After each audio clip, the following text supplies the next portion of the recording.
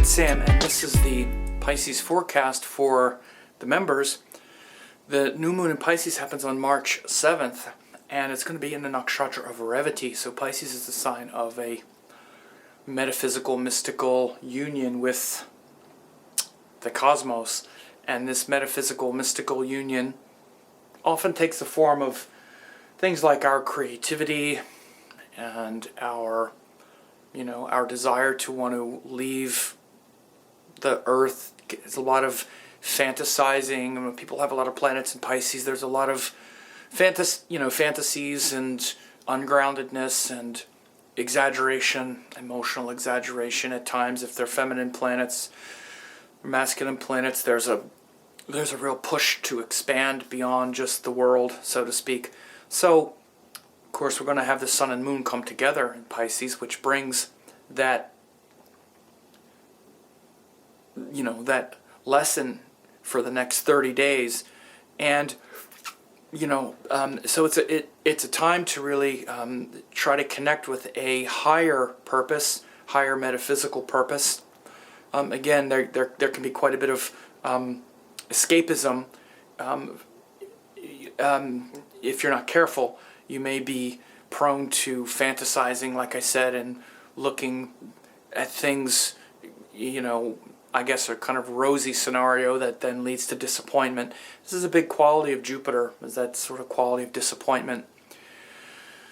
And, you might be confused about why certain things are happening and whatnot, but hopefully it can lead to greater compassion and greater empathy for those who deserve it. And, there's a lot of other stuff going on. We have Saturn and Mars are still in Scorpio. Saturn is retrograde. Mars is like what's called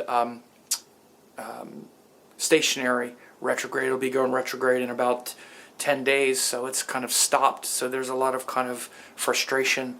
Energy feels stuck. And so, again, that can lead to greater accountability, or it can lead to kind of boiling over with situations that are where you feel stuck and frustrated. So you want to be careful with that. Try to bring greater compassion, again, as I said, into those areas of life where you don't have the control and you feel frustrated. And Jupiter Rahu is also still pretty prominent in Leo, so there's a lot of maybe fantasy projections around hopes and whatnot, in particular because this new moon in Pisces is ruled by Jupiter. So, we might be, kind of looking up, for things to be more expanded and more hopeful, and getting confused because the ruler of Pisces, Jupiter, is with Rahu, which is also confusing. So be careful of that kind of escalation of emotional drama or whatever. And so, excuse me, here, something in my eye. And so these are kind of backdrops with this Pisces time. But the other thing is, over the next few weeks, Venus is also exalted there, which is definitely good. It brings higher creativity, a greater connection to romance and beauty, and can maybe bring a lot of those, that potential for, surrender. And the sun is in Aries, or the sun will soon be in Aries, excuse me. He'll be exalted also in the next few days. He'll move into Aries about a week later, 15th or 16th, I don't remember the exact day. So over the next 30 days, we'll also have a lot of energy flowing toward greater creativity, hopefully forgiveness and devotion, and also power, and to really pursue what we want, which is that sun stuff, that sort of solar stuff. It's a good time to be starting some new projects, especially after the sun goes into Aries around the middle of the week, in the middle of next week, or in the middle of the month, rather. And it's also a Divine Mother Festival that's happening, the Divine Mother Festival that happens at the spring.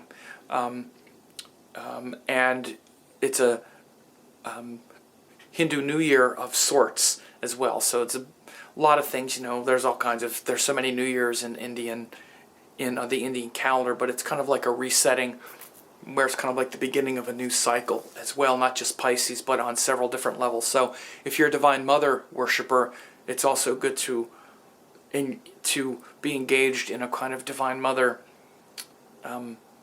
worship for the next 30 days as well.